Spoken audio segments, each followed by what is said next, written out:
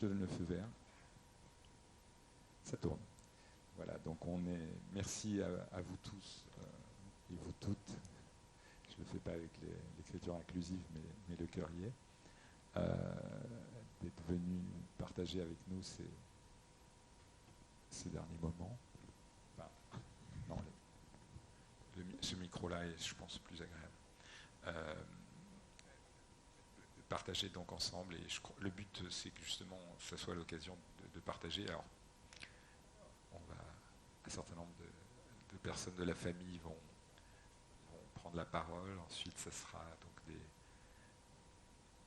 des personnes qui étaient chères à Françoise qui vont ensuite parler de sa vie associative et politique.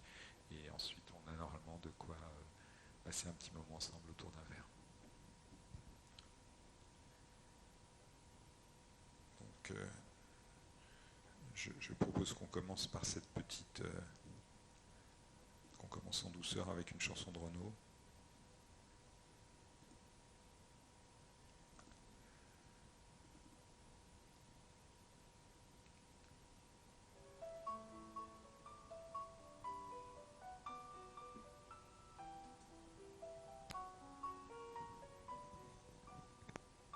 M'asseoir sur un banc, 5 minutes avec toi, et regarder les gens tant qu'il y en a.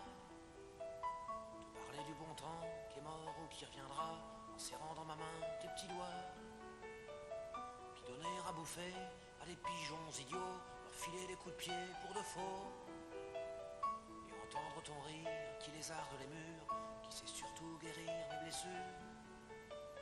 Te raconter un peu comment j'étais minot, les bons mecs fabuleux. Chez le marchand, 45 et Minto, caramel à 1 franc, et les Mistral gagnants. À marcher sous la pluie, 5 minutes avec toi, et regarder la vie tant qu'il y en a. Te raconter la terre en te bouffant des yeux, te parler de ta mère un petit peu, et sauter dans les flaques pour la faire râler, bousiller nos godasses et se marrer. Entendre ton rire comme on entend la mer s'arrêter, repartir en arrière. Te raconter surtout les carambars d'antan et les cocoboères. Et les vrais hauts doudous qui nous coupaient les lèvres et nous niquaient les dents. Et les Mistral gagnants.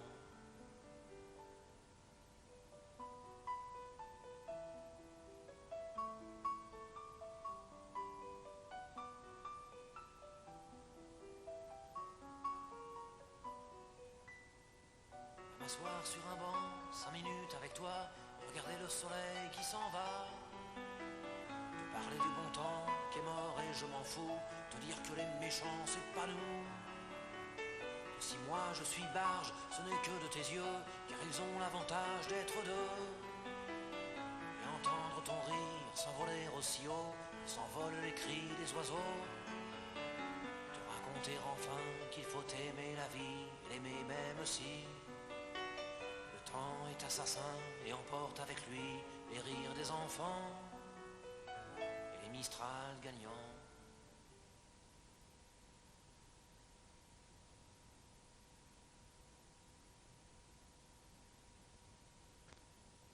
J'avoue qu'on se fait dépasser nous-mêmes par l'effet de ce qu'on a dans la tête. Mais merci Mick, c'est formidable. Il a fait ça en pleine nuit. Il était épuisé. Il m'a fait ce montage magnifique. Et j'avoue, mélo, mais il y a des moments où je pense que le mélo se justifie complètement. Et un peu de douceur après certains moments un peu difficiles que maman a connus.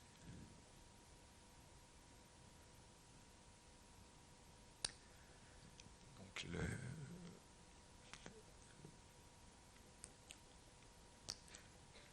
l'idée c'est de partager des souvenirs, maman aimait beaucoup les textes et donc elle a écrit. Et l'idée qu'on avait, c'est en particulier que ces petits-enfants qui n'ont pas forcément connu tout ce qu'elle a fait, le partagent en lisant certains de ses textes. C'est un des aspects de l'intervention qu'on vous propose pour partager ce moment. Donc bon, grâce toujours au travail d'archiviste de Mick, on a un petit parcours de vie de notre maman. Alors, et Agnès me corrigera si je me trompe, je pense que c'est à Valenciennes. En fait, on a une vidéo, mais on n'a pas eu le temps de tout mettre en image. Donc, on a juste cette petite extraction où il y a donc maman qui est la plus grande. C'était une fratrie de 6 enfants, mais Martine n'est pas encore née. Donc, Martine, pour qui on a tous une pensée, parce qu'il y a pratiquement 5 ans, c'était la plus jeune et c'était la première à nous avoir quittés. Et quelque part, le chemin qu'elle a tracé a été...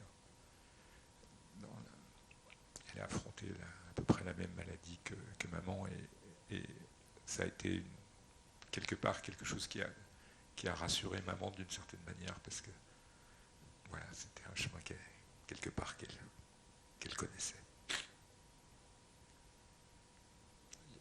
Dominique et Anne-Marie sont aussi présents et Michel évidemment, et bon, je le salue parce que j'espère qu'il pourra voir la vidéo et sont donc présents à moitié de dos sur la photo, mais ils nous saluent. Donc j'ai l'occasion de présenter notre grand-mère, la maman de Didi, Jeanne, et le nom de couturier était très important pour maman, elle attachait beaucoup d'importance à cette partie de la famille.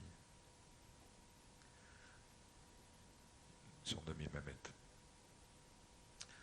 Et donc son père, Henri.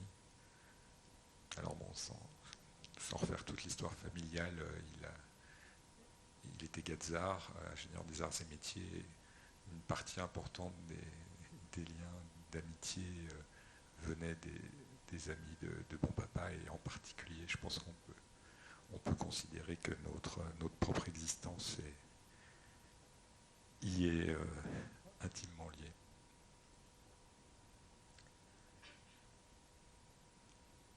Donc elle est née à Paris 14e. Et en fait, j'ai raté quelque chose parce que dans la préparation, normalement, j'avais une lecture, mais je pense que celle-là, j'ai oublié de la faire. Oui, mais tu serais prêt, Ludovic, à lire le... Hein, parce que c'est bien qu'il y ait une part d'improvisation. Et c'est une super idée que tu aies pris le livre. Bah écoute, puisque... On évoque de très près, alors il faut savoir qu'au moment où... Bah, je crois que elle le raconte dans le... C'est plusieurs, 2 tiers. Un peu. C'est plus loin, je crois, c'est plus loin. Ah, pardon, excuse-moi. Prends ce micro là. Oui, la photo. Tu pourras arriver. La photo, vous pourrez la voir mieux, je laisserai le livre. Ah, tu l'as, parfait. Voilà.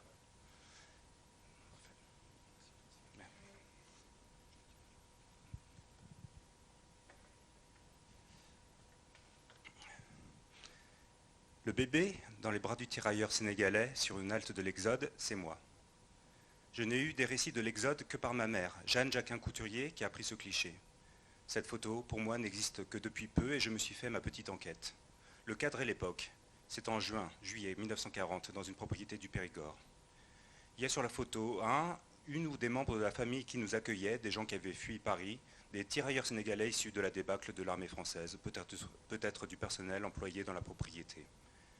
Si j'avais eu la photo il y a 25 ans, j'aurais pu interroger des adultes de l'époque, encore vivants, car j'y avais fait une petite visite accueillie par « Le bébé, c'était vous ?» Les personnages. Ma mère a pris la photo, tout juste arrivée de Paris alors qu'elle venait d'accoucher. Je suis né le 22 mai 1940. C'est un oncle de mon père, employé à la SNCF, qui avait trouvé de la place dans le dernier train quittant Paris. Sans nouvelles de son jeune mari, militaire dans la débâcle générale, elle est partie avec sa mère, 68 ans, et son bébé, et la dysenterie pour elle et moi. Je pense qu'elle est arrivée là par le plus grand des hasards. Je suis né 9 mois après le mariage de mes parents. Le 23 août 1939, ils avaient bien choisi leur jour. Mon père, jeune officier, s'est s'est marié sans permission et a rejoint son corps le lendemain matin. Son colonel a renoncé à le mettre aux arrêts, car ce jour-là, mobilisation, on avait besoin de tout le monde. J'ai donc au minimum 3 semaines, et certainement pas plus de 2 mois. Les militaires. J'ai toujours eu envie d'en savoir plus sur le bataillon de tirailleurs sénégalais qui s'était replié là. Je connaissais oralement Mamadou et Chocolat. Inutile de vous dire que ces noms ou surnoms m'ont toujours rendu malade. Quant à les identifier l'un de l'autre, ma sœur prétend que c'est Mamadou qui me porte dans ses bras. Je m'aperçois que ces pauvres gens étaient bien jeunes. Peut-être sont-ils encore vivants, mais où? Peut-être la publication d'une photo peut les faire ressurgir. Pour eux, le bébé était certainement un sourire dans leur vie de guerre.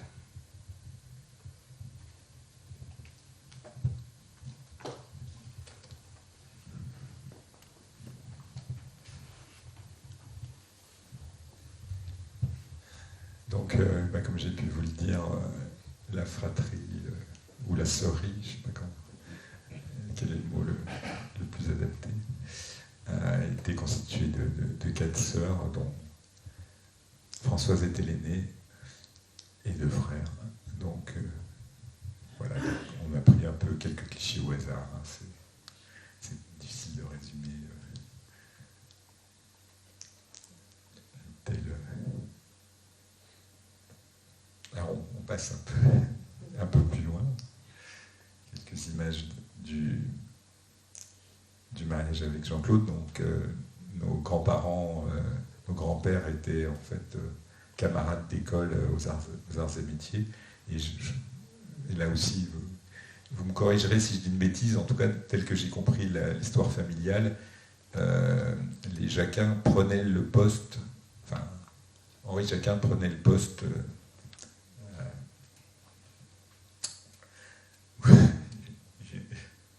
de papy, désolé, d'André, l'émotion, j'appelle papy. Et poste pour poste, et y compris, là aussi vous me corrigerez, la maison. Donc il y a même une... Non, erreur, bon. C'était pas la même maison, donc ce qu'on disait en route, en voiture, vous retirez, c'est fausse information, c'était pas la même maison. Est-ce que c'est l'occasion, papa, de faire ton intervention? Tu préfères après? D'accord. Alors bon, pour le clin d'œil, on n'a pas encore eu le temps de retrouver beaucoup de souvenirs de quand elle était petite, mais quand même, quand elle a commencé à écrire, elle aimait bien les lunettes. Bon là, elle les avait enlevées manifestement. Elle aimait les pêches, les jouets, les images, les bonbons, les poupées. Et alors le dernier mot, il était difficile à décoder. Donc on a fait appel à Champollion. Et en fait, les indices, c'est les carnets. Elle aimait énormément les carnets. Et comme sa dernière fonction, c'était quelques jours avant d'aller à l'hôpital, c'était secrétaire de... Elle s'est proposée comme secrétaire pour l'association des Amis de Léon Blum. Et en fait, sa grande spécialité, c'était de prendre un nouveau carnet quasiment pour chaque réunion. Donc il y avait trois pages avec le compte-rendu de la réunion. Et on a une jolie petite collection. Donc là, ce n'est qu'un aperçu. Mais vous voyez, au moins, c'est un engagement de jeunesse. Et d'une manière générale, avec elle, l'amour, c'était pas à moitié. Une autre passion qu'elle nous a vraiment, et je crois qu'elle était aussi bien notre père, notre papa qu'elle-même, c'est ce que j'appellerais déchiffrer des lettres. Et pareil, en fait, sur tous ces comptes rendus, ce qui est amusant dans l'appartement, ce qui est touchant, c'est que quasiment toutes les notes politiques sont sur des enveloppes et une face est occupée par le compte rendu d'un appel téléphonique, d'une conversation, et de l'autre côté, c'est déchiffrer des lettres. Elle jouait en même temps à l'émission et il y avait vraiment une face de jeu et une face de notes de réunion. Et bon, j'ai pas pu m'empêcher aussi de citer Georges Perec, qui est un grand amateur des mots et d'une manière générale pour symboliser tout ce qu'elle nous avait donné sur la littérature. Justement, il faut que je ne perde pas le fil des interventions. Non, j'ai enlevé celle qui touchait à la littérature parce qu'il y en aurait peut-être eu un peu trop. Ces lettres devenaient aussi des chansons et là aussi elle nous a transmis l'amour des chansons à texte en particulier, des chanteurs de tous ordres. Et bon, il y a Yvan Dautin qu'elle aime beaucoup, qu'elle apprécie beaucoup, et je crois que d'autres personnes qui sont dans cette salle également, qui auraient évidemment souhaité être avec nous aussi, donc vous salue, et évidemment d'autres, on avait fait une playlist, mais bon, on va... Donc on a évidemment la fratrie, la photo, il y a une photo un peu mythique parce qu'on devait revenir de vacances et qu'on était bronzés.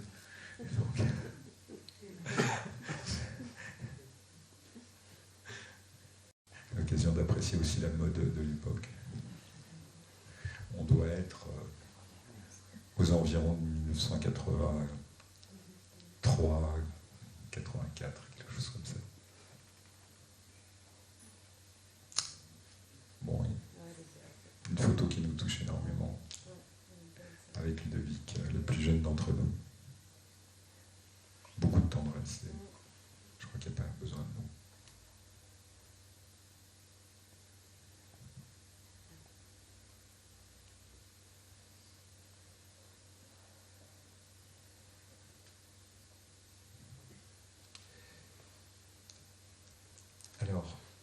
Alors, donc, sur la vie associative, je passerai la main à Martine Fayolle en particulier, mais je vais quand même, moi, faire une petite citation, parce que j'ai du mal à retrouver, il y a une partie historique, c'est-à-dire qu'à partir du moment où on arrive dans les années 80, on a beaucoup plus de traces, mais maman avait commencé son engagement dans la vie associative, je dirais plutôt dans les années 70, là, sans doute à partir du moment où on a commencé à être suffisamment grand pour qu'elle ait un petit peu de temps pour s'occuper d'autre chose. Et la première chose à laquelle elle a participé, enfin, sans doute pas la toute première, mais en tout cas qui nous a marqué, c'était ce qui s'appelait entre autres Consommation, qui était en parallèle de l'UFCS. Et il y a deux choses que j'ai envie de citer, des souvenirs de cette époque-là. C'était la joie de maman quand la première application de la loi sur la publicité mensongère, à une époque où c'était un peu le Far West, je n'ai pas un peu plus avant. Et il y avait à l'époque un magasin, non, c'est trop fort, t'es trop près de la baffle. Oui, pardon. Ça va là? Il y avait un magasin Saveco, et le slogan c'était Saveco, Saveco, impossible de trouver moins cher. Et là, ils ont fait une erreur parce qu'il y avait une bande de pitbulls, ça n'existait pas à la mode à l'époque, mais qui ont décidé, bah non, c'est pas vrai, et qui l'ont prouvé. Et il y a eu le tribunal de Versailles a condamné, ça a été la première condamnation sur une loi qui sans doute devait être récente pour publicité mensongère, et c'était vraiment un grand moment de fierté pour maman.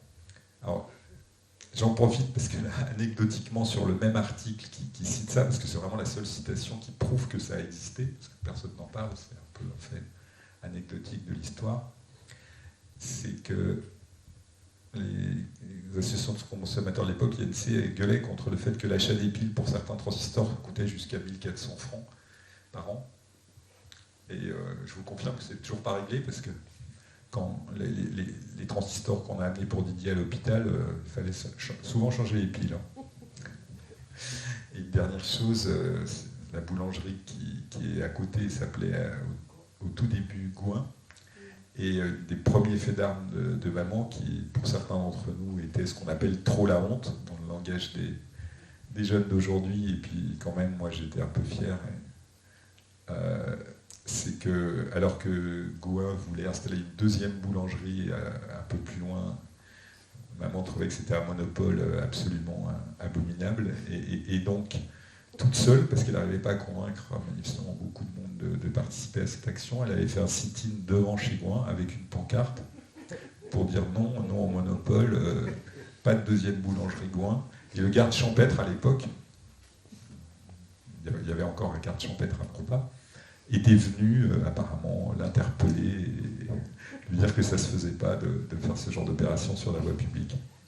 Donc vraiment, je ne vous cache pas que je suis très fier de ce côté Don Quichotte qui lui n'a pas laissé de traces dans l'histoire, mais au moins dans nos mémoires. Je peux te couper la parole, je parlerai après. Mais bien sûr. Là, je tombe vraiment sur une anecdote qui est dans le plein champ. C'est qu'à l'époque où j'étais aux affaires, on avait été invités tous les deux à un dîner chez Serge Dassault. Et évidemment, il y avait que des PDG, j'étais le seul à ne pas être PDG, à l'assistance. Et à un moment donné, il y a quelqu'un, je ne sais plus qui a demandé à maman qu'est-ce qu'elle faisait, quelle était sa spécialité. Et elle a dit, moi, c'est de faire condamner les PDG. Alors ça a acheté un froid.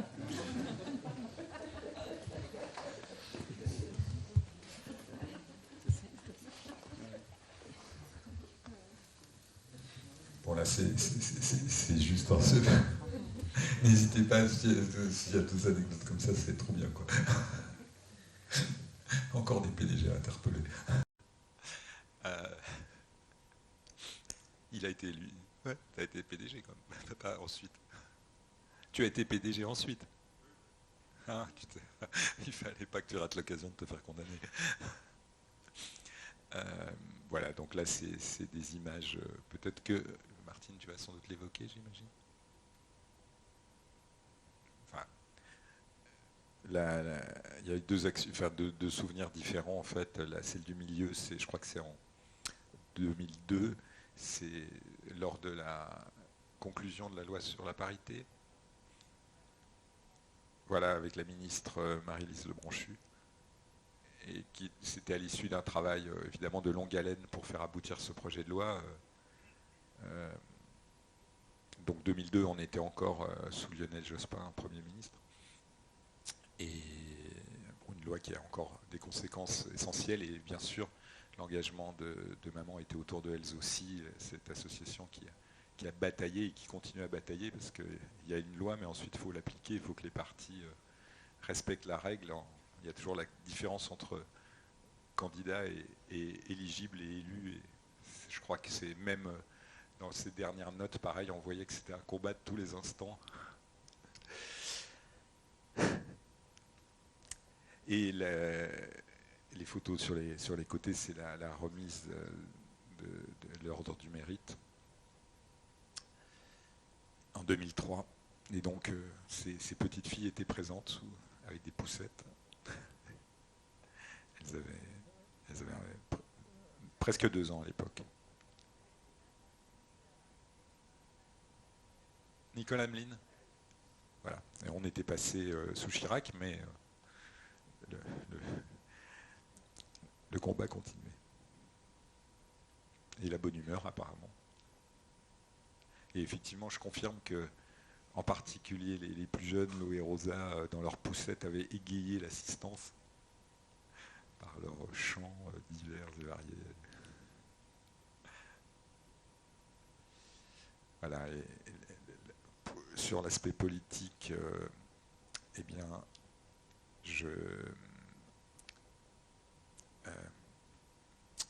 Martine nous a transmis un texte sur la laïcité. Donc, je ne sais pas, c'est Anna ou Canel qui va le lire. Comment ? Vous arrangez, d'accord. Juste avant de le lire, l'action politique de maman s'est beaucoup effectuée. Elle n'est pas allée directement au PS, hein, je crois. En particulier, elle a louvoyé avec le MRG, ou peut-être, enfin, sans être membre, mais en tout cas sympathisante. Et puis il y a un nom qui résume bien, c'est le grain de sable. C'était à l'époque où, je crois que c'était Levet, le maire de Maurepas, donc c'était l'opposition.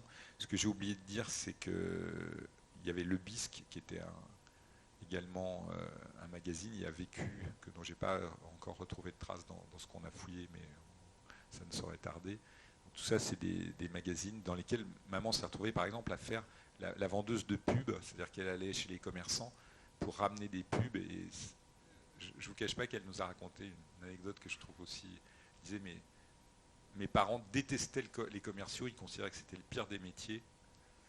Et moi, je me retrouve à faire la commerciale pour ce qui me plaît, c'est-à-dire pour mes idées. Et elle était fière de ça.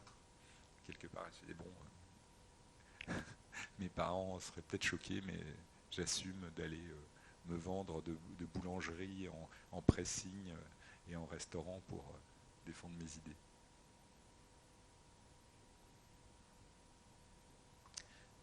Je vais vous laisser.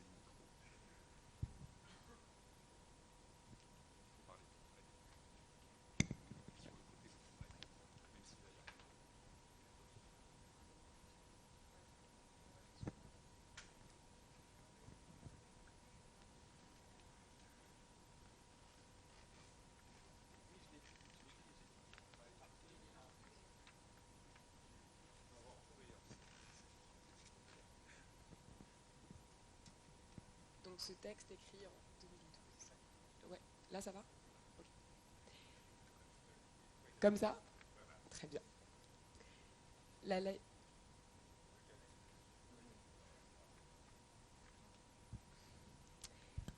La laïcité est une de nos conquêtes, dont nous avons plus que jamais besoin. Elle donne sa cohésion à notre société, au-delà de toutes nos différences.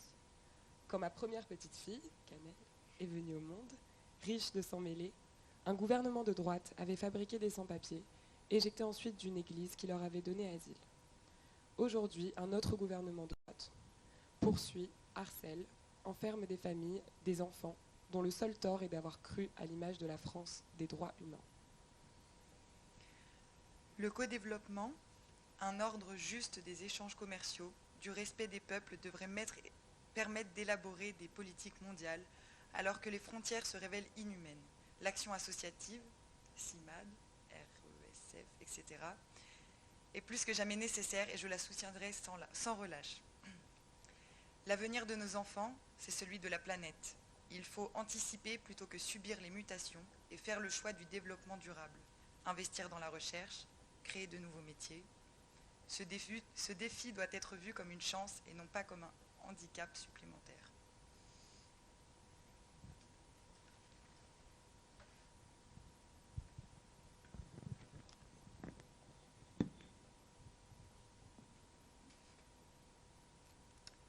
Alors, non, je m'arrête ici pour la partie... alors, non, en fait, je réalise que j'ai pas forcément géré tous mes enchaînements. Donc, je devais normalement le faire et j'ai évidemment fait des petits ratés. Donc, il y a des textes qui vont... On va le faire dans la foulée, hein, peut-être pour éviter que ça soit trop enchaîné.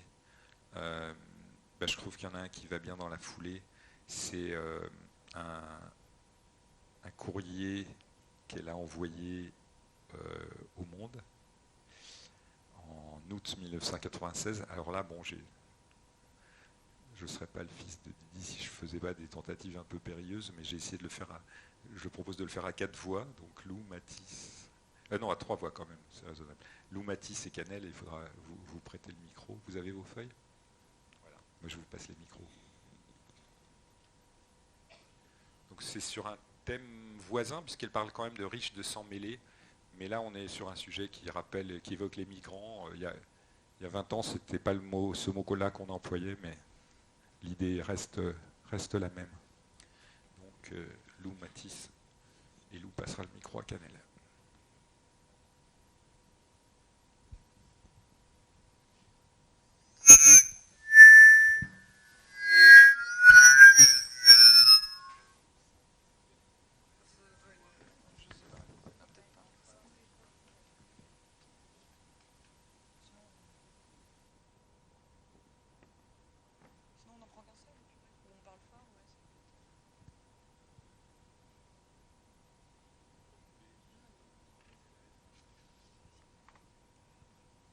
Née française. Par le plus grand des hasards, et sans me vanter, je suis née française, sur le sol français, de parents français. On dit que c'est un grand mérite. Lorsque je me blesse dans ma cuisine, c'est un sang jacquin qui s'écoule, pur produit d'alliances paysannes pendant des siècles. C'est ainsi que je naquis parisienne et m'endormis bientôt, pendant l'exode, grâce aux berceuses de tirailleurs sénégalais venus nous défendre. Aujourd'hui, je porte comme mes enfants un nom moins français qu'à ma naissance. Mais je n'ai pas connu l'aïeul par alliance, qui nous l'a transmis de justesse. Laissant une très jeune veuve et un bébé orphelin, il n'eut que le temps de mourir pour sa patrie d'adoption. Et ses ossements, de jeune homme, sont restés mêlés à d'autres pour l'éternité, dans la gadoue de Verdun depuis 80 ans. Cet été, chaque jour qui passe, je n'ouvre plus un journal ni n'écoute l'actualité sans appréhension. Que vais-je dire à ma première petite fille toute neuve? Lui raconterai-je que lorsqu'elle fut déclarée en mairie, avec plus encore de sang mêlé, tous les bébés qui n'avaient pas sa chance, et que la France vacancière s'avilissait dans l'exclusion et l'indifférence, devrais-je lui dire un jour que malgré le bonheur qu'elle me donne, j'ai honte?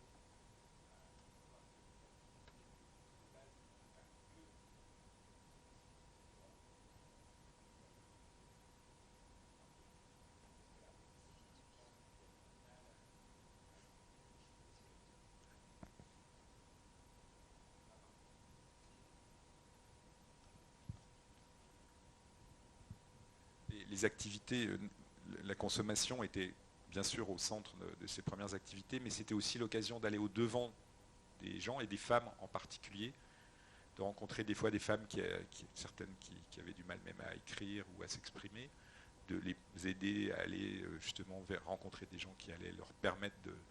Voilà, il faut comprendre, c'était souvent un prétexte pour rencontrer en particulier des femmes qui avaient besoin de sortir d'une certaine condition. Et ça, c'est quelque chose qui était essentiel. À l'intérieur de ça, il y avait un combat aussi sur la langue. Et justement, on passe alternativement de sujets qui sont quelquefois lourds et en même temps, un traitement d'un sujet qui est la parité, qui sur cette occasion est plutôt léger. Lettre ouverte aux académiciens français. C'est à vous, messieurs de l'Académie française, que j'écris ce lettre pour vous rassurer. J'y mets un certain émotion en découvrant votre fragilité secrète. Le peur de voir notre langue française sombrer dans le perversion sexuelle. Il ne faut pas dire « Madame la ministre », peut-être faudrait-il n'employer que des mots au masculin, pour vous accompagner en douceur vers le modernisme d'un changement de siècle. Je vous dois pourtant une information, que vos grands sagesse et sérénité paraissent ignorer. Permettez-moi un conseil. Continuez de réfléchir, laissez le temps faire son œuvre. Puisque votre noble tâche est d'enregistrer les évolutions de notre langue, laissez-la évoluer. Dessous votre dôme paisible, continuez d'ignorer ce monde vulgairement sexué. Et dans 300 ans, 800 ans peut-être, vous pourrez agréer dans votre vénérable dictionnaire les riches mots que, hommes et femmes ensemble, nous aurons fabriqués sans vous. Car une langue s'enrichit quand ces mots reflètent la vie réelle. En attendant, laissez nos filles et petites filles devenir des avocates, pharmaciennes, mécaniciennes, docteurs, écrivaines, et même de courageuses intelligentes ministres, députés et sénatrices dont le reste du pays a besoin. S'il vous plaît, continuez d'oublier les femmes si c'est tout ce que vous avez à leur dire. Ainsi, elles ne seront même pas tentées de solliciter la parité en devenant académiciennes. Pardonnez-moi ce gros mot, mais continuez de nous faire rire, si c'est votre nouvel objectif, auquel Richelieu n'avait pas pensé. Les femmes adorent les hommes qui font rire, qui les font rire.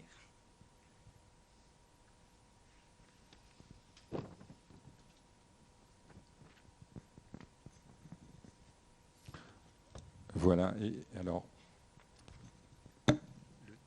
le dernier message, je vais le lire moi-même, mais je vous épargne finalement la musique qui vient après, parce que je pense que ça serait un peu brutal. Donc c'était un courrier qu'elle a envoyé au Monde. Je crois que ceux-là, c'est à chaque fois des courriers qui ont été publiés. Ça s'appelle Grands et gros mots. Alors à chaque fois, j'ai un petit peu raccourci. Tant que les mots ne tuent pas, alors c'était à l'époque le rap commençait à bien fonctionner, et il y avait certaines paroles, et de mémoire, c'était des choses genre Kill the Police en anglais, je ne sais plus quel était l'équivalent en français. Tant que les mots ne tuent pas, et ce ne sont pas le mot de NTM qui tue le plus en France aujourd'hui, écoutons-les pour ce qu'ils veulent dire. La justice est notre oreille et notre jugement, qu'elle ne dramatise pas les gros mots de nos enfants. Et en attendant que nous trouvions des remèdes à leurs mots, présentons nous-mêmes des excuses aux policiers comme nous payons un carreau brisé par le ballon de jeu. Personne ne gagnera rien si la justice aveugle veut imposer le ballon, la prison, le silence.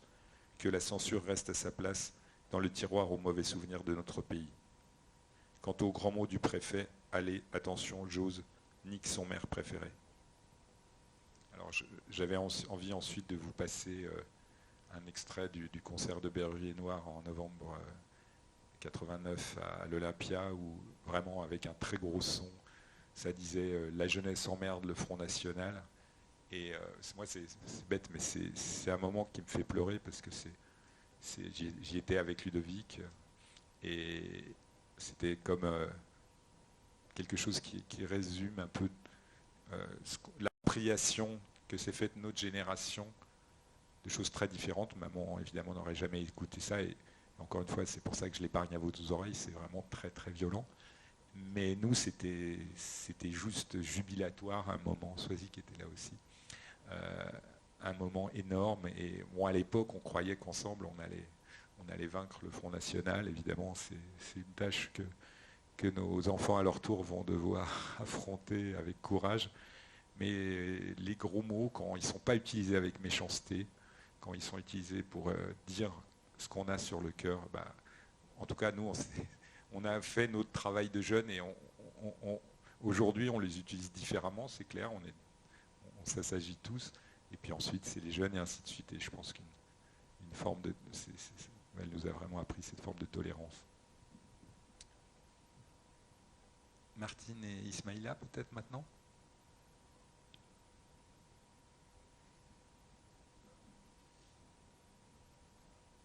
Oui ? Non ? Alors,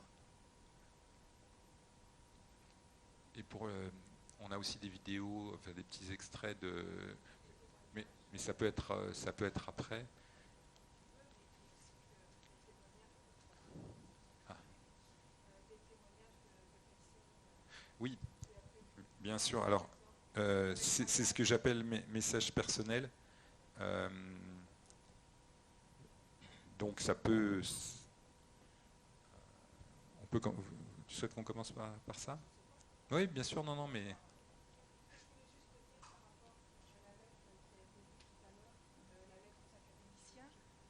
Merci. La première partie qui a été lue par Matisse, d'accord, excuse-moi, elle était au masculin. Je ne sais pas si vous avez marqué, c'était pas tellement facile à lire et tout, parce que toute la première partie, c'était exprès, c'était fait, tout était au masculin. Je voulais le préciser parce que c'est vrai que c'était pas toujours dans le fond de la salle, c'était pas toujours audible. Bon, donc oui, je voulais... Quel est le problème ? Donc j'ai reçu un témoignage, Esmaïla, tu me parles, de Ségolène Royal. Bon, je ne vais pas vous raconter les relations de Françoise avec Ségolène, qui étaient très très fortes. Elle dit, alors, c'est avec une grande tristesse que j'ai appris par Benoît Lardy, la secrétaire générale de Désir d'Avenir, le décès de notre amie Françoise Pellissolo, fidèle membre de l'association. Je tiens à saluer, à assurer de ma profonde sympathie sa famille et ses proches, et les prie d'accepter mes condoléances. Étant au Cameroun, pour la deuxième copile Femmes et énergie renouvelable en Afrique, Je compte sur les amis de Désir d'avenir qui pourront se rendre à Maurepas vendredi pour lui rendre hommage et seraient bien entendu présentes par la pensée. Au revoir Françoise. Merci pour ton engagement. Ségolène Royal. Voilà, donc c'était intéressant quand même de vous lire ce message que Ségolène du Fonds du Cameroun nous envoie. Et puis il y a d'autres personnes qui ont envoyé des messages, comme Catherine Tasca, qui gardera de Françoise le souvenir d'une femme engagée et généreuse. Elle était une militante exemplaire pour notre parti. Ses convictions et son action nous resteront tous en pensée. Il y a des anciennes présidentes d'elles aussi qui témoignent également. Le premier fédéral, Jacques Chenet, qui est en vacances, qui a parlé de la force qu'elle consacrait à son activité de militante socialiste et féministe. Donc je ne vais pas tout vous lire, mais des témoignages très émus et qui relatent sans arrêt le courage de Françoise, la ténacité de Françoise. Je ne sais plus là, excuse-moi Ismaïla, je suis quand même très émue et c'est difficile pour moi parce que ça fait 40 ans que je connais Françoise Pellissolo et ensemble on a fait un bon bout de chemin. On a commencé par Consommation, puis on parlait là, on a travaillé, travaillé entre guillemets, on était bénévoles là-dedans, dans tout ça. On était dans les mêmes fédérations de parents d'élèves, on s'est retrouvés puisque tu es du même âge que mon fils Julien, donc au lycée, je me suis retrouvée avec Françoise à la FCPE. Donc on a bourlingué aussi au niveau de Saint-Quentin. On a mis en place le journal Vécu, dont on parlait tout à l'heure. Tu vas peut-être retrouver, mais je dois en avoir aussi. Elle a été aussi, elle m'a soutenue pour la création de l'association, de la radio Triangle, la radio de la Ville Nouvelle, dont j'ai été présidente. Toujours Françoise avec sa plume, et puis son verbe. Elle pouvait tenir toute une émission à elle seule. Et puis, donc, il y a eu ça. Il y a eu, on était aussi ensemble à l'UFCS. À elles aussi, elle était une des cofondatrices en 1992. C'est elle qui a déposé les statuts à la préfecture avec d'autres, puisque c'était un regroupement de 6 associations. Elle a été présidente de 2001 à 2003. Et puis, Françoise ménageait pas ses forces. On voit bien d'ailleurs comment ça s'est terminé. Elle consacrait toute son énergie aux causes qu'elle défendait sans relâche et tout. C'était vraiment... Alors donc, moi je l'ai connue dans tout son parcours. Dire des anecdotes, je sais pas, j'ai pas vraiment de... J'en ai plein d'anecdotes, je pourrais être là toute la journée si j'étais pas aussi émue, j'en trouverais plein. Mais les derniers moments, et j'en parlais hier avec François, ce qui était bien, c'est que Françoise, on n'avait pas besoin de prendre un rendez-vous avec elle. Quand on avait envie de la voir et de discuter longuement, on allait dans le centre-ville de Maurepas. Alors on la retrouvait sur le banc, en train de lire un livre, lequel, peut-être le livre d'Antoine, qu'elle avait souvent, et qu'elle montrait à tous les passants et passantes. Elle en était très fière. Et donc, elle était là, elle lisait, elle discutait, elle alpaguait les gens pour discuter et tout. Les gens la connaissaient, forcément, Françoise, dans Maurepas, elle est très connue.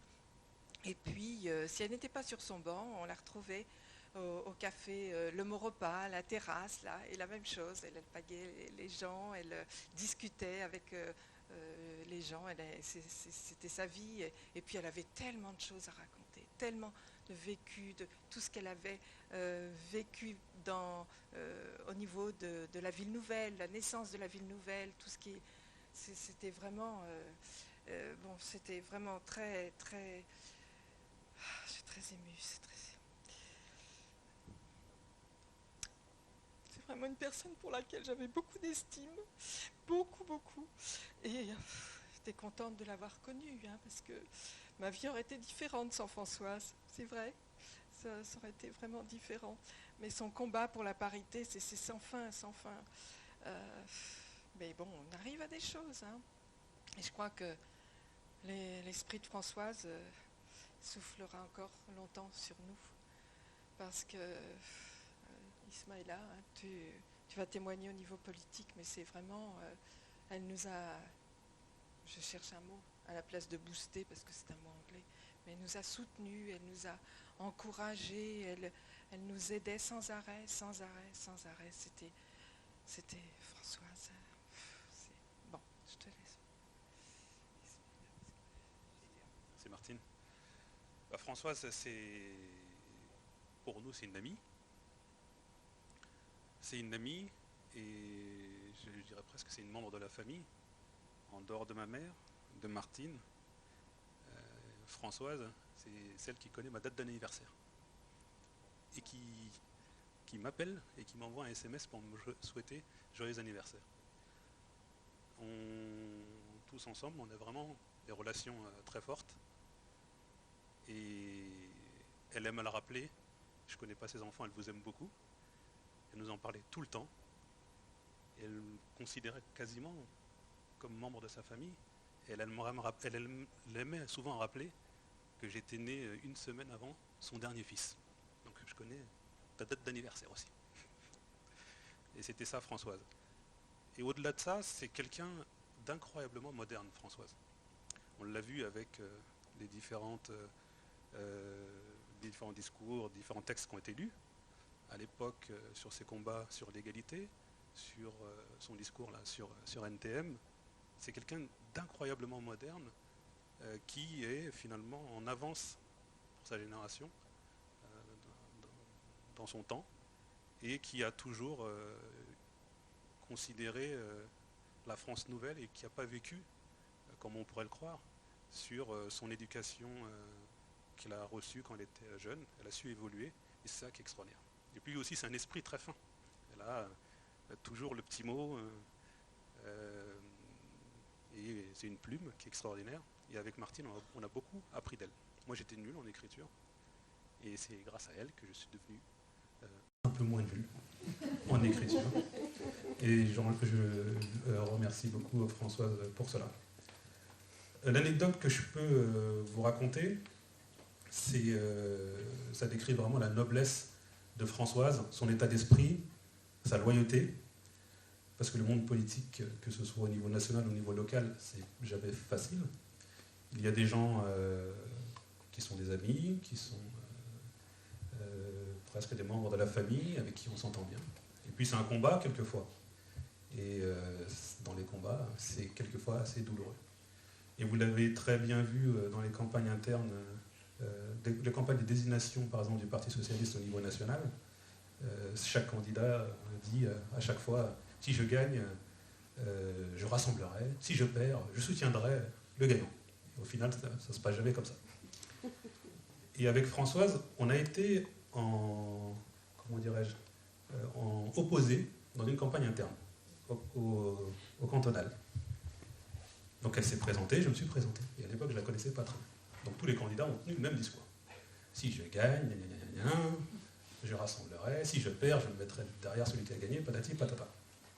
Et Françoise, c'est la seule dont les mots se sont joints à l'action. Elle l'a fait. Elle l'a fait d'autant plus que j'étais très surpris. C'est qu'à l'époque, elle avait demandé à être directrice de campagne. Et elle a fait la campagne comme si c'était elle qui était désignée.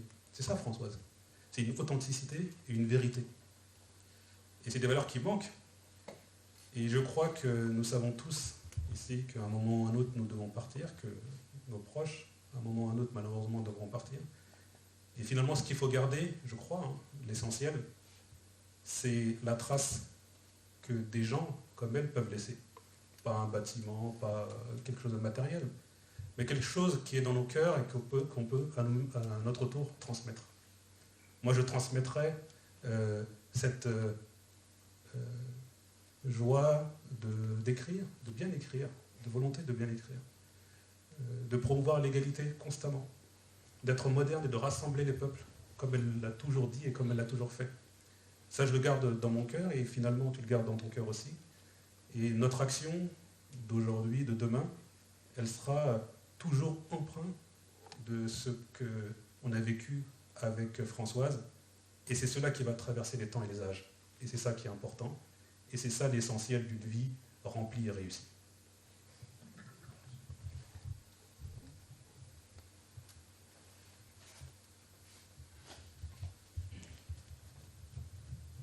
Merci beaucoup. Alors je réalise qu'il y a peu de choses encore. En fait, comme j'avais dit que ça serait un peu branque, j'ai effectivement, j'ai pas respecté mon plan, donc je pense que je vais avoir une mauvaise note.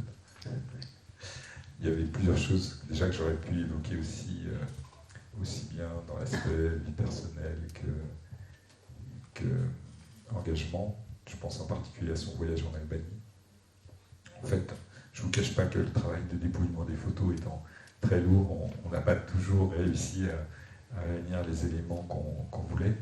Et donc, dans le non-respect du plan aussi, mon papa m'avait demandé de faire une intervention. Mais je pense que c'est pas grave si c'est légèrement décalé. Tu veux bien la faire maintenant? Merci.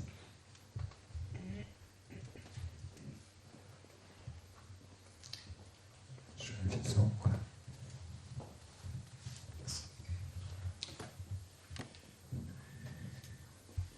Je peux rester debout? Oui. Françoise, nous avons passé... nous nous sommes connus pendant 68 ans. Tu avais 9 ans, j'avais 10 ans, quand nous nous sommes vus la première fois. Et nous avons passé 26 ans de vie commune. Et dans ces 26 ans, nous avons eu beaucoup de moments heureux. Et que je crois ce que nous avons fait de lieu, tous les deux, ensemble, ces 4 magnifiques garçons. Que je remercie aujourd'hui infiniment, eux et leurs épouses, compagnes, y compris Marina qui n'est pas là aujourd'hui. Je remercie tous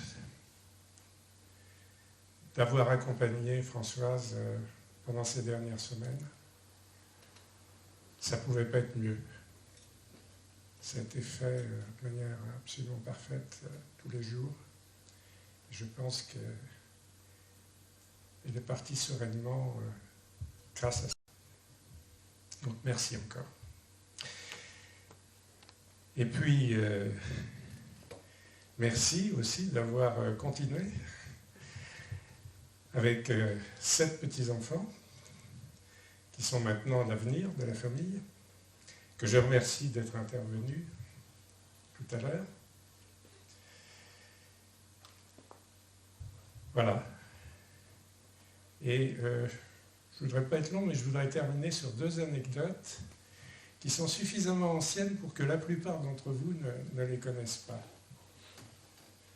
C'était la période où nous commencions notre vie commune et où Françoise était professeure d'anglais au lycée de Saint-Germain-en-Laye. Parce qu'effectivement, elle avait passé une licence d'anglais à Paris. Entre parenthèses, elle avait connu à cette époque et sympathisé avec Jean-Claude Delarue, qui est le père de Jean-Luc Delarue. Et on s'était revus après. Donc, elle était professeure d'anglais et le soir de sa première rentrée scolaire, elle arrive toute guillette en me disant « Tu ne sais pas ce qui m'est arrivé ?» Les élèves étaient rangés bien calmement devant la porte de leur classe. Et puis il y a un jeune surveillant qui m'attrape, qui me dit « Mademoiselle, veuillez rentrer dans les rangs, s'il vous plaît. » Elle avait 22 ans, elle en paraissait 18. Et je lui ai tendu ma carte de professeur, qui s'est effondrée, tout rouge. Du pardon, madame. Elle avait bien rigolé ce jour-là. Et puis, deuxième anecdote, toujours dans la même période, c'est-à-dire toujours professeur d'anglais. À la fin de chaque trimestre, le dernier jour, on fait un peu n'importe quoi en classe. Et là, il y avait un élève qui avait apporté un électrophone.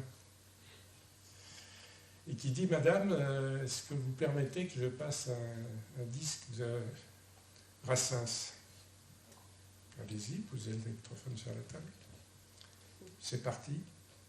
Les trompettes de la renommée. Tu veux ça? Bon, je ne vous passe pas tout. Alors Françoise me dit, évidemment, toute la classe de l'Ornienne, dans le monde, quelle attitude j'aime avoir, me dit, moi je suis resté absolument impassible. Et à la fin du disque, parce qu'il est passé complètement, il y avait autre chose que les Morpirons. Il y a quelqu'un qui lève le doigt, madame, qu'est-ce que vous en pensez? Alors j'ai répondu, qu'est-ce qu'il y a sur l'autre face? Au revoir Françoise, merci.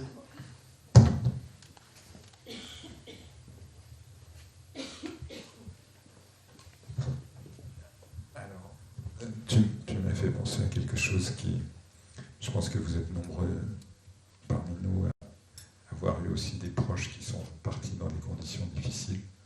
Et je sais que par moments, c'est dur. Et on a eu la chance aussi, honnêtement, de passer ces derniers moments avec elle. C'était pas dur. Et on est conscient de la chance qu'on a parce qu'on sait que c'est pas toujours facile. Et elle nous a fait ce cadeau-là aussi, où je crois qu'effectivement, on a fait un voyage ensemble. Et je crois que, j'espère que je ne trahis pas les pensées de mes frères et des autres qui sont allés partager des moments avec elle, mais ça a toujours été doux. Je parle aussi effectivement pour Marina qui n'est pas là et qui a été stupéfaite par la qualité des moments, le plaisir que c'était, l'intelligence qu'elle a toujours exprimée dans ces moments-là. Et voilà, c'était doux, c'était tendre. Et quelque part, je sais très bien, tout le monde n'a pas eu cette chance. Et j'ai quelque part aussi, comme ce qu'elle nous a appris aussi, c'est de l'empathie, de penser aux autres. Et je pense à ceux qui n'ont pas eu cette chance parce qu'on n'y peut rien. C'est ce qui se passe, ce que nous fait la maladie, ce que nous font, tout ça. En tout cas, bon, c'est une forme de chance, mais bon, ça a été un beau voyage. Bon, c'est pas complètement fini parce que je sais plus en fait. Je sais plus ce qu'on. Ah si, on a quelques messages que vous trouverez. Alors attendez, il faudrait quand même que je remette.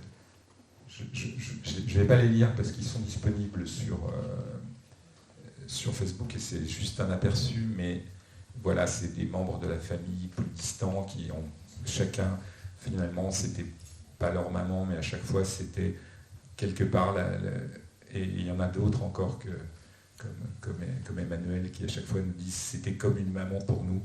Elle avait cette capacité d'adopter, de fédérer autour d'elle. Et bon, là alors là je vais faire un petit truc qui se fait pas techniquement, mais je vais vous faire parler Jeanne qui est à Mayotte, donc c'est un petit peu loin, donc n'ayant pas de liaison satellite sur mon ordinateur, je vais vous la faire parler sur mon smartphone. Excusez-moi, donc pour pas que ça soit, je vais baisser le son comme ça.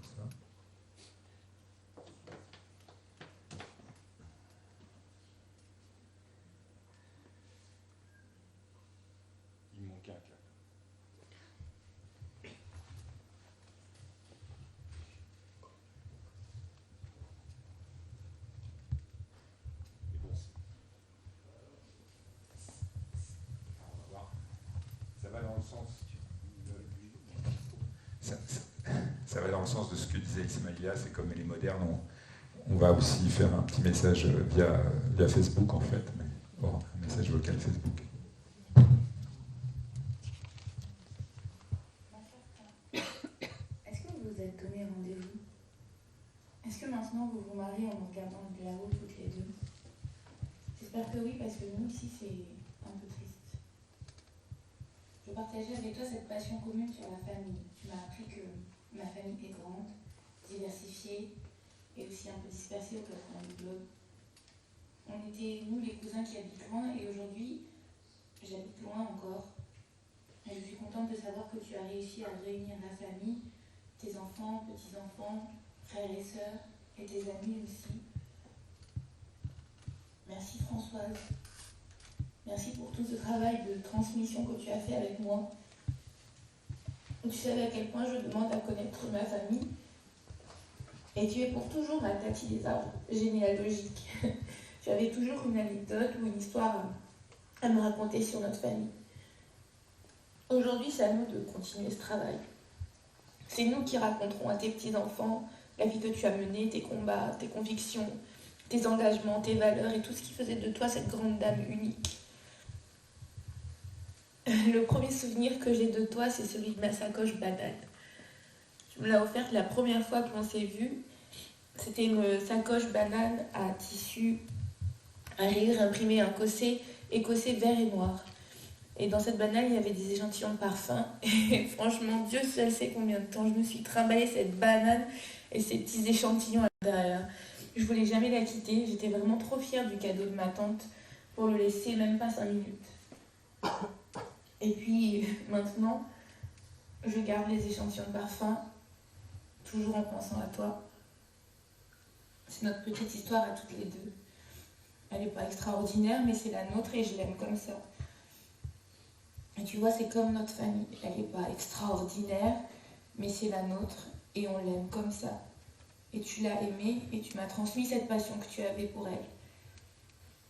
Proche ou éloigné, l'important c'est que l'on sait chacun que dans une épreuve difficile comme celle de te dire au revoir aujourd'hui, nous sommes là unis les uns avec les autres. Alors merci Françoise pour ce dernier moment familial avec toi. Et comme je te l'ai dit la dernière fois que l'on s'est vu, ma chère tante, à bientôt. On se reverra, alors n'oublie pas notre rendez-vous.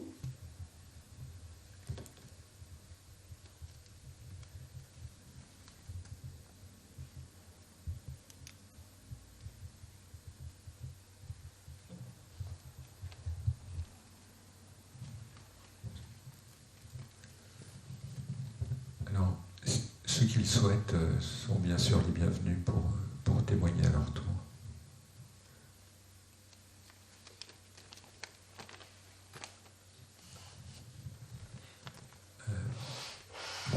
Il y avait d'autres choses qu'on avait prévu de faire, mais je pense qu'il y a des fois, c'est pas plus mal de se laisser guider par les émotions. Et on aura ensuite quelques petites images à passer, mais pour ceux d'entre vous, celles et ceux d'entre vous qui, même quelques mots, quelques pensées, vous êtes les bienvenus, on sera heureux de vous écouter.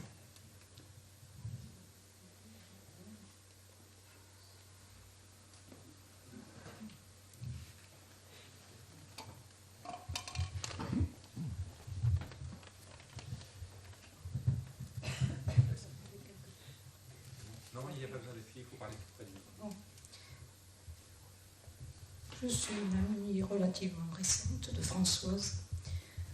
J'ai adhéré au PS la dernière nuit où on pouvait le faire avant les présidentielles de 2007 pour pouvoir avoir un mot à dire. Et donc, bien entendu, j'ai été parmi les gens qui ont désigné à 60% Ségolène Royal en tête. Alors Françoise avait une liaison forte avec Ségolène, hein, c'est sûr. Et dans sa voiture, qu'elle ne ménageait pas trop, hein, sa Clio, hein, qui avait des chocs à droite, à gauche, etc. Elle me faisait un peu peur, mais comme j'y voyais moins bien la nuit, elle me conduisait sur les chemins du département à la conquête des Yvelines, donc pour Ségolène Royal. Donc elle m'a amenée à la Fédé, hein, il y a Sylvette qui est là, je crois, quelque part. Hein. Oui. Elle m'a amenée à la Fédé, elle m'a introduit aux choses du PS. Donc je l'ai suivie, elle m'apprenait énormément de choses, hein, puisque moi j'avais eu un autre engagement dans ma vie professionnelle, c'était ma manière de faire de la politique, mais je découvrais donc le PS à travers ses yeux sur le tas, et elle l'a fait avec beaucoup de bienveillance et de passion, et vraiment on a été très copines pendant ces moments-là. Quand elle s'est présentée à la députation, je faisais aussi partie de ses fidèles. Il y avait Yves Schott qui est là, qui l'a accompagné fidèlement dans cette période.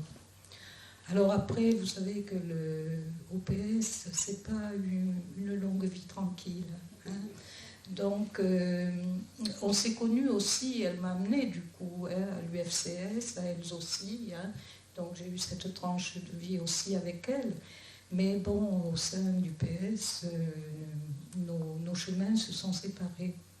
Mais finalement, l'amitié a survécu quand même, hein, parce que j'ai vécu des choses difficiles. Elle m'a croisée sur son chemin à ce moment-là.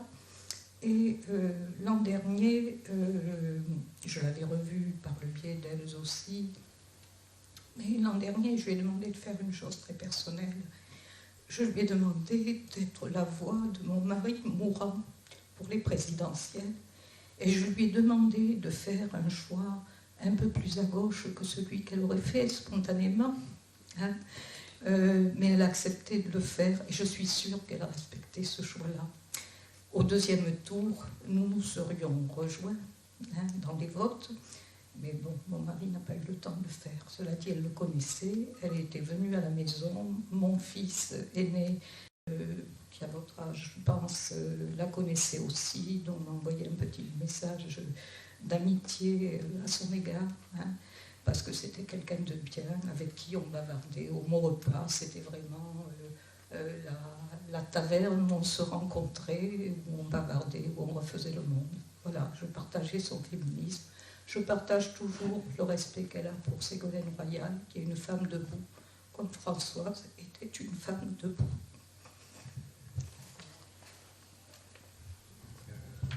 Excusez-moi, juste pour ceux qui ne vous connaissent pas, juste pour vous présenter, pardon. Ah oui. Alors, je ne sais pas comment me présenter. Bon, je m'appelle Noël Kodja. J'ai été inspectrice d'éducation, prof de philo, inspectrice d'éducation nationale, inspecteur d'académie, et actuellement, je rejoins aussi un des combats de Françoise. Je suis présidente d'une association d'alphabétisation. Hein, voilà. Donc j'enseigne le français à des demandeurs d'asile, à des sans-papiers, à des réfugiés économiques. Je ne fais pas la différence. Merci beaucoup. Oui, je suis à chaque fois de vous présenter, puisque effectivement, c'est l'occasion pour nous vraiment de mettre des fois des visages sur des noms, ou des noms sur des visages parfois aussi, puisqu'on n'épluche pas toujours les tracts électoraux, et puis vous n'êtes pas toujours présenté sur des listes. Donc, voilà. Merci. J'avais préparé quelque chose et puis j'avais hésité à le dire et puis finalement je n'ai pas résisté à la tentation de le dire. Je suis José Gainsbourg. J'ai connu Françoise à la fin du siècle dernier, donc il y a 20 ans. À l'époque, nous étions ensemble au CESC, c'est-à-dire le Comité économique, social et culturel du Parti socialiste. Ce comité était un groupe de réflexion qui rassemblait des gens de toutes tendances, membres du parti ou non, et dont l'objectif était d'éclairer nos décideurs sur les grands enjeux de la société. Françoise et moi étions co-animateurs du groupe Démocratie. La démocratie, c'est notre patrimoine commun et c'est un enjeu majeur de notre vie, tout simplement. Et donc, pendant une vingtaine d'années, nous avons rédigé ensemble, puisque nous étions co-animateurs dans le cadre de la mixité, un homme, une femme, il y a 20 ans déjà, co-rédigé ensemble un certain nombre de documents. Et ces documents, qui ont été égarés d'ailleurs au Parti socialiste à l'occasion de déménagements divers et variés, n'ont pas toujours inspiré ceux qui étaient en charge de prendre les décisions. Donc nous avons partagé aussi ensemble une certaine frustration.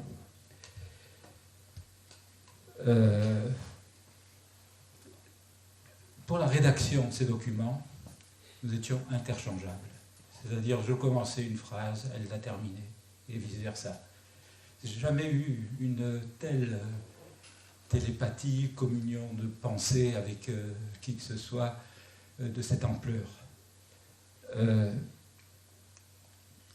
Ça explique, c'est la raison aussi pour laquelle j'avais envisagé de témoigner brièvement aujourd'hui. Et ça explique aussi la douleur profonde qui a été la mienne en apprenant cette terrible nouvelle. Françoise, c'était, pour dire les choses clairement et simplement, c'était un peu de moi-même, parce que, ensemble, nous avons écrit ce que nous avions dans les tripes, tout simplement. Donc, je voudrais dire à la famille que je partage naturellement sa douleur. C'est une autre forme de douleur. Et pour terminer, je voudrais vous donner une citation qui est un texte que nous avons co-rédigé ensemble il y a quelques années, et qui est une réflexion politique, si l'on veut, mais qui a une portée universelle et éternelle. Ce texte est le suivant. Quand la communication tient lieu de politique, la désillusion est à la hauteur de l'illusion. Merci.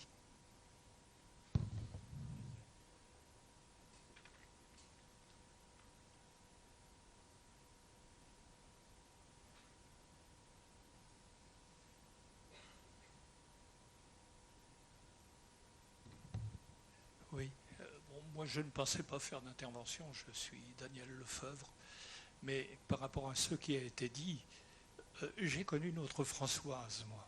Je l'ai connue en 1973 et elle avait 31 ans ou 32 ans, je ne sais plus, Jean-Claude. Je suivais Jean-Claude, 33. Je suivais Jean-Claude qui était mon directeur à l'époque.